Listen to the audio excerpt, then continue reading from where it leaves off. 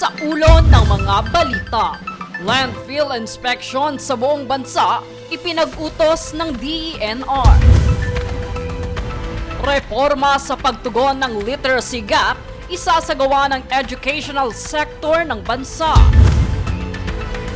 Malnutrisyon sa BARM patuloy na sinusugpo.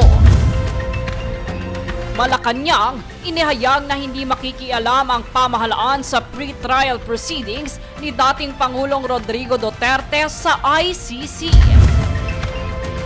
BBM parametric formula, umano'y batayan ng alokasyon kaugnay ng katiwalian. Protesta sa Chinese Embassy, isinagawa ng mga makabayang grupo. Batas at pantay na balita, komprehensibong ulat para sa pulso ng masa. Ito ang Newspool.